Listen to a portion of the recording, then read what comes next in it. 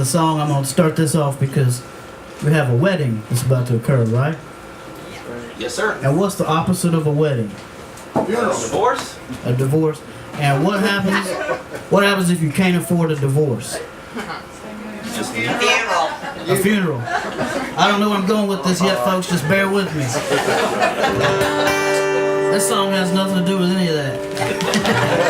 That's why I'm gonna sing it. Well, I was down in New Orleans. This reminded me of this song because of all the stuff you got hanging up here at the beach studios here.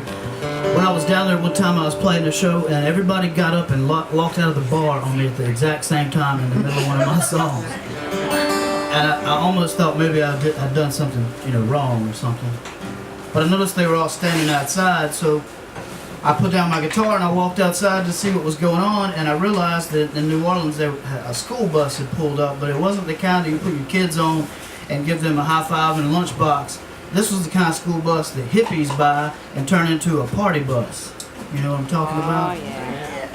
And all the hippies were outside of the bus, and I guess the one female that had the most to drink that day decided she was going to dance on top of the school bus without, very much clothing items on.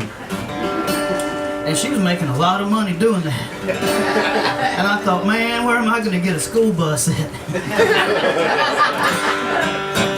So I couldn't get a school bus, and I refused to dance like that. So I went back in the bar and I made up a song about that young lady. I was really mad because she was poaching in my area down there. It's a big no-no to be playing music where somebody else is supposed to be. And I got mad, and I was going to go out there and confront her and her friends, but I didn't want to get cut or anything. So I kind of decided not to do that. And as I was walking away, I noticed that they were from Mississippi. They had a Mississippi license plate. So I probably would have been beaten up on one of my cousins for all I know. Yeah, here we go.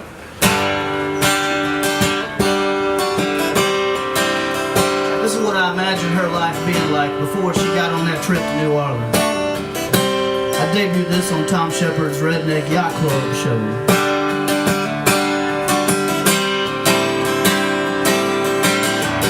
Well, Ruby was a 17-year-old girl from Clarksdale, Mississippi. And she should have been born about 20 years earlier, because she was destined to be a hippie. But she always knew she was heading for someplace outside of that Delta dirt.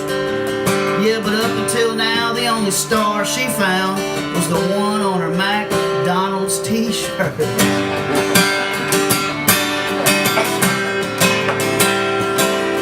One day she was working the drive-through window when a bus pulled up to order. Man, it looked like it come straight out of Woodstock, and it was heading down to the French Quarter. It was full of these long-haired hippie-type kids. They was just living out on the road. Well, Ruby didn't even tell her boss goodbye. She just climbed through the drive-through window, and she was gone, gone, gone, gone, gone. I do that part right there for Prince. I say, gone, gone, gone, gone, gone, gone. Also known as reverb on a budget.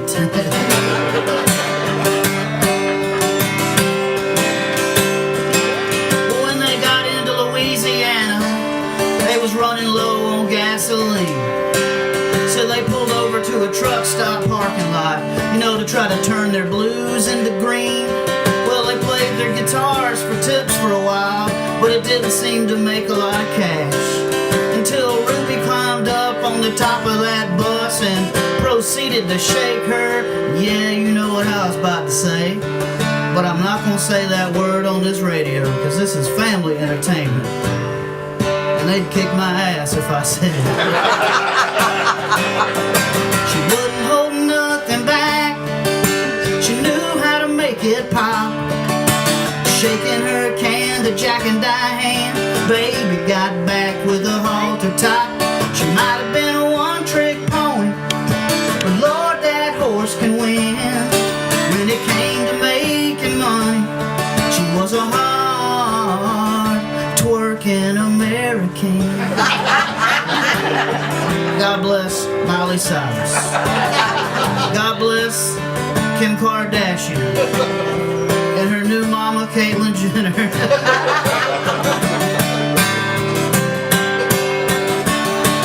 When they finally got to New Orleans, Homes, Louisiana. Wasn't a single one of those long-haired hippies feeling any pain. Lord have mercy, they parked that bus down on Decatur Street, across from the old Margaritaville Cafe.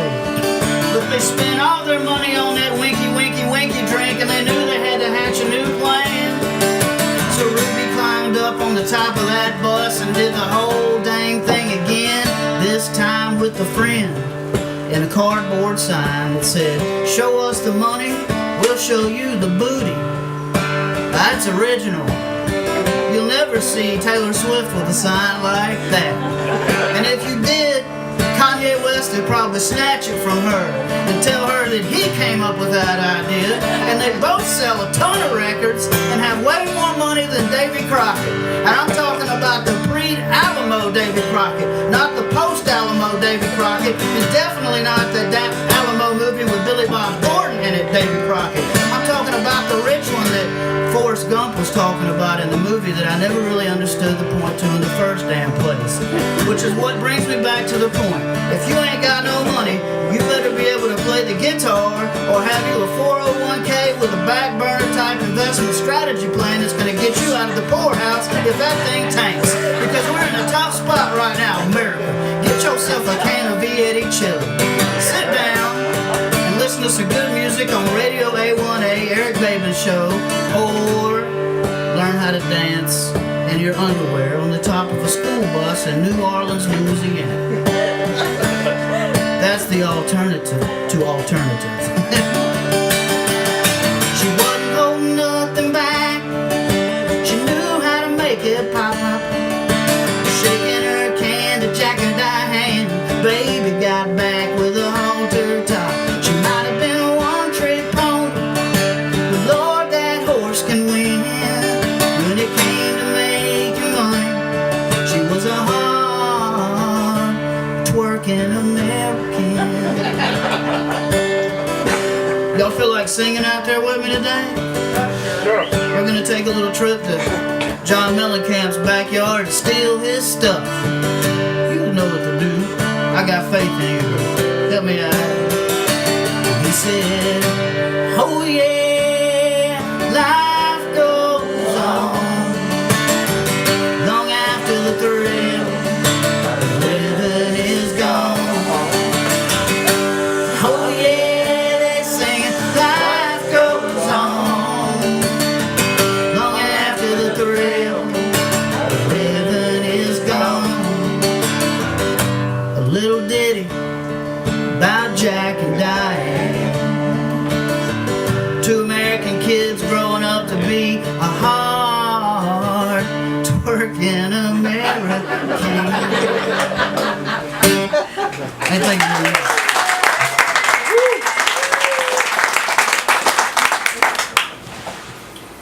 Are you taking requests now? Oh, I always take requests. And by the way, I never forget the words to my songs. I just forget the order that they go in sometimes. Go ahead and hit me. I know what's coming. Yeah, you do. It's what Taylor Craven recommended I request, and that is, it's called Mess Without You. All right, cool. I'm going to try to do that then. And I hear there's a good story about the song. Is that correct? Well, there's usually a fake one or two. All right, let's hear it. I was writing, you know, I guess people that write music are just like any other people that write stuff. I tend to try to write what I know about first, and then when you get better, I guess, as a writer, whether you're writing books or articles or songs, you hopefully can get to a place where you write about stuff that you don't know about. And I was writing a lot of songs about beer and fishing and trucks and cousins and Walmart and, you know, Mississippi stuff. And somebody told me one time, they said, "You should try to write a really pretty song." I was like, what in the world would I want to do that for?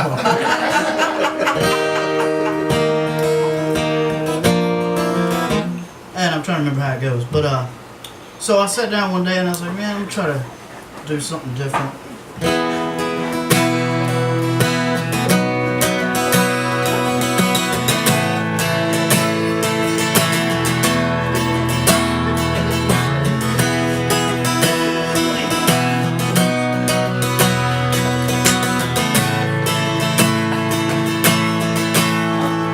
I'm just skin and bone,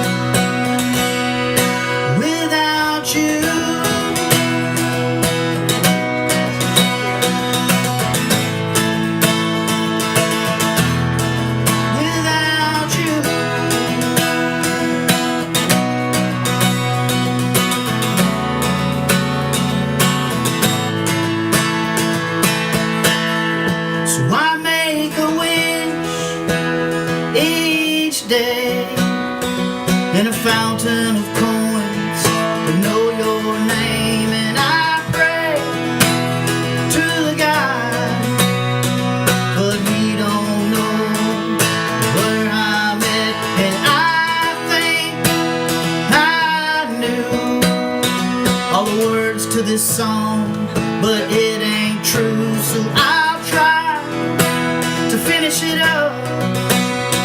'Cause Taylor Craven requested it, that's enough, I guess. It's true. I'm a mess without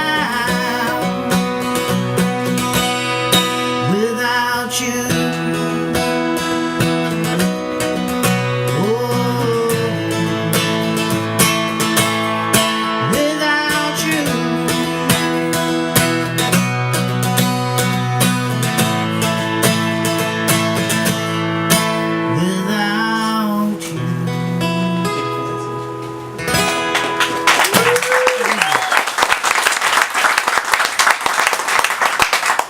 A lot of my colleagues in the trop rock community, especially, they'll keep those little iPad things, you know, with the words to their songs on them.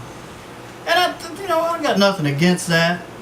That works good. It helps you from forgetting the words to your song. But if you're so stupid that you can't remember to pack the iPad like me, it'll do you a whole lot of good, you know. I got 2 of them. And right now, if I was at home in my living room, I wouldn't forget nothing. But here in Gulf Shores, Alabama, no telling what could happen. So, I had somebody request this song. This was the title track off of my record that was on Mailboat Records. It's still on Mailboat Records. Matter of fact, you can get it on iTunes right now. I'm about to re-release it, but this comes off of my Songs About Fish and High Cholesterol Food Items album. Before I went low fat and whatnot and had to start writing about low fat items, I was writing about high cholesterol ones. This was a buddy of mine from back home in Mississippi told me this little phrase, and I turned it into a song and gave him a free CD for it. Probably should have bought him dinner or something, but I didn't have the chili yet, so I couldn't give him that. This is called Hotter Than Fish Grease. This is the Gulf Shores, Alabama Big Beach Studios unplugged version.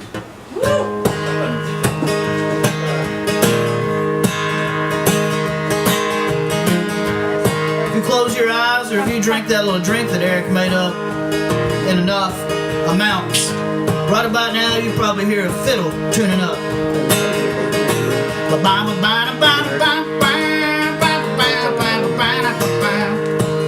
I'm not a fiddle, so I'll not do that again. You know, I got a woman, she's a big deal. She can work a bobber on a Zebco reel. She starts a boat motor with just one yank, fix a broke paddle and a whiskey drink. But chilling in the kitchen in them cut-off jeans, she gets to me hotter than fish grease. She was born in Mississippi near the Bama line.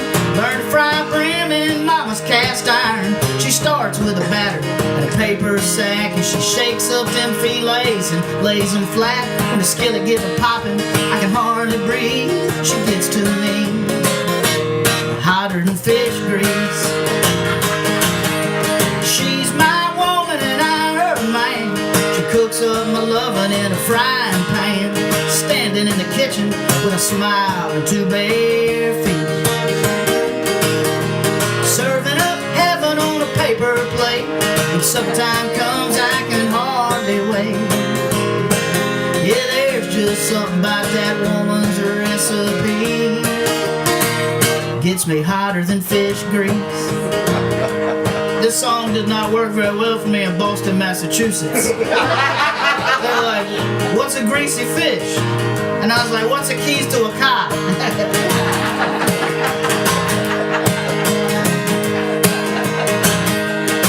You know, chicken McNuggets was her favorite dish. Till we got married and she learned how to fish. Now she sits by that riverbank, just catching them channel cat with live bait. A freshwater angel country dream. She gets to me hotter than fish grease. She'll take a little bit of Tony's and some Saturains and have you eating at the palm of her hand. Her French fries Lord, they're golden brown. And her hush puppies make me bark like a hound. Our trailer's dirty, but the kitchen's clean. She gets to me hotter than fish grease. She's my woman and I'm her man. Cooks up my loving in a frying pan. Standing in the kitchen with a smile and two bare feet. Serving up heaven on a paper plate. We chill out every night to Radio 818. You know there's just something about that woman's recipe. Gets me hotter than fish grease. Hotter than fish grease. Hotter than fish grease.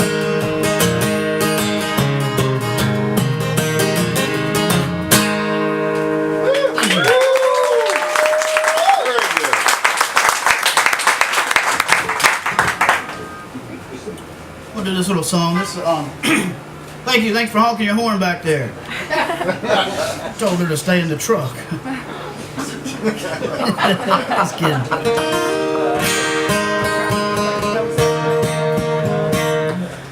There's the line you cross as a songwriter sometimes where you try to figure out what people want to hear. You know, people expect things. If you went to, you know, what was that? I just dropped something. It don't matter. We'll buy a new one.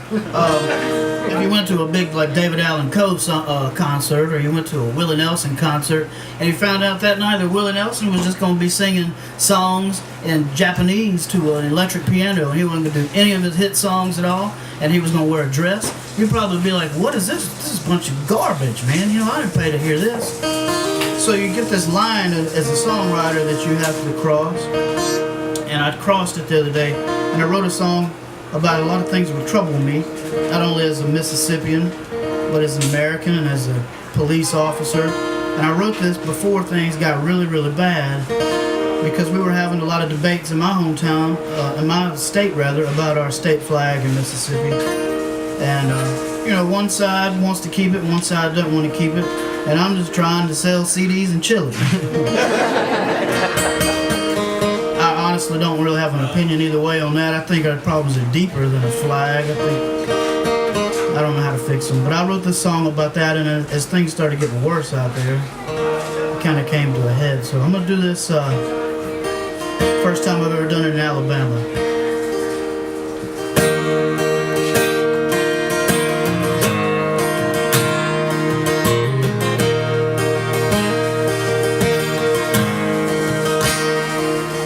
The Mississippi flag is in a battle again. Should we take it down or let it fly? And the zealots on both sides do all the talking, fueling up emotion on both sides. There are those that say the flag stands for history. That's just our heritage, don't be confused. And there are those that say the flag stands for slavery, and underneath its reign people been abused. But we've got to find a way to live in peace. Erase the hate, but not the history. It's gonna take every one of us to step across that line, 'cause the world would be such a beautiful place if we were colorblind.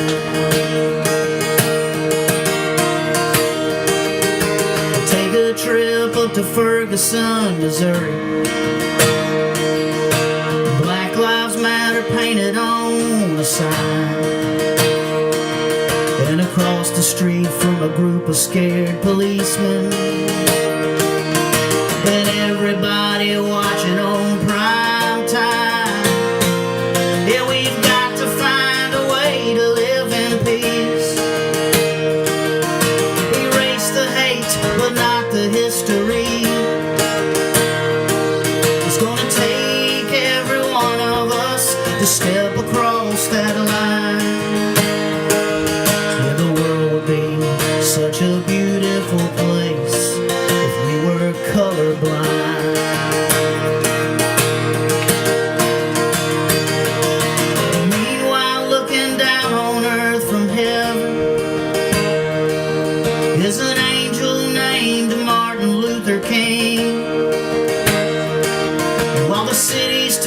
to flame, and all those politicians blame.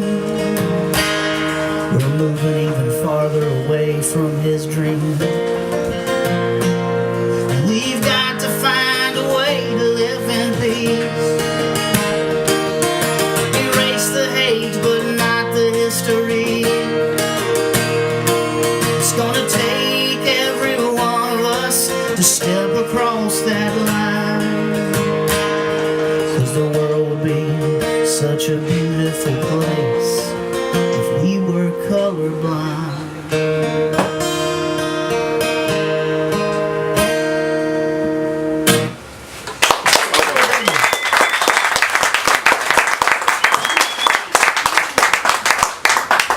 You are listening to Radio A1A, music for the road to paradise. For the road to paradise. When we actually get there, we're gonna know? We're here. Okay, we are here. I thought so.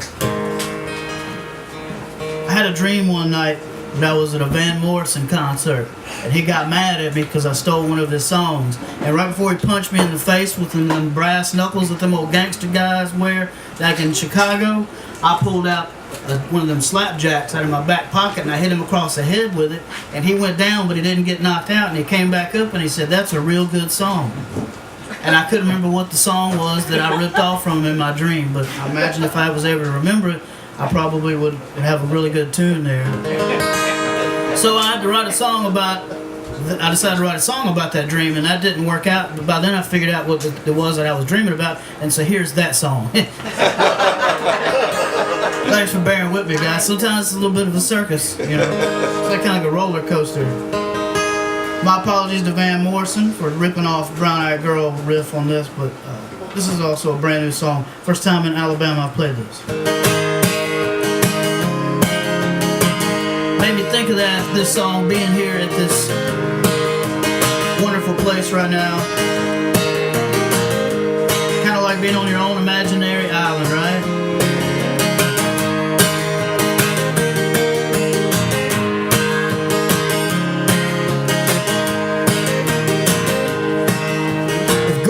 The beach is out of your reach. Let me give you a backup plan. Take your barefoot toes on down to Lowe's and buy yourself a bag of sand. Sprinkle that sand all over the floor in your kitchen right by the sink. Pour a little rum and a coconut and have yourself a boat drink. If it's snowing outside, throw some in a blender and add some tequila and lime. And let Jim Cantori be your bartender unless it's hurricane time. Put on your favorite iPod playlist or your favorite CD. Yeah, forget about work, get lost in the music and be who you wanna be. You don't need a boat to get there. You don't need to drive a car. You don't need to carry a passport or a credit card. You don't need an airplane ticket. No, there ain't no need for flying. 'Cause everybody's got their own imagination island.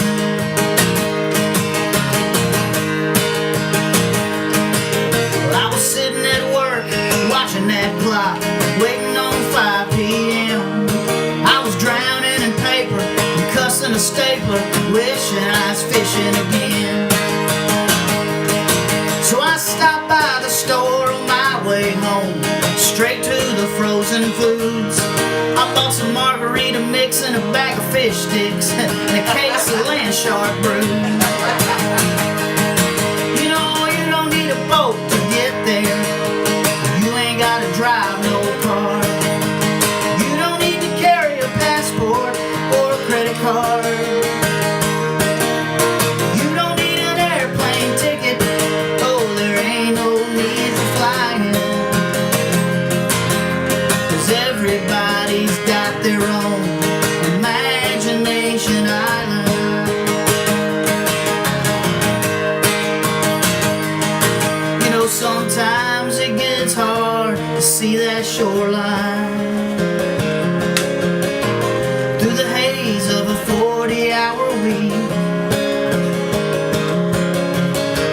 But everybody could use a little sunshine sometime. Step out of your cubicle and you might see. You don't need a boat to get there. You ain't gotta drive no car. You don't need to carry a passport or a credit card. You don't need an airplane ticket. Oh, there ain't no need for flying. 'Cause everybody's got their own imagination island. And the big, big studios on Radio A1A. Today is my imagination island.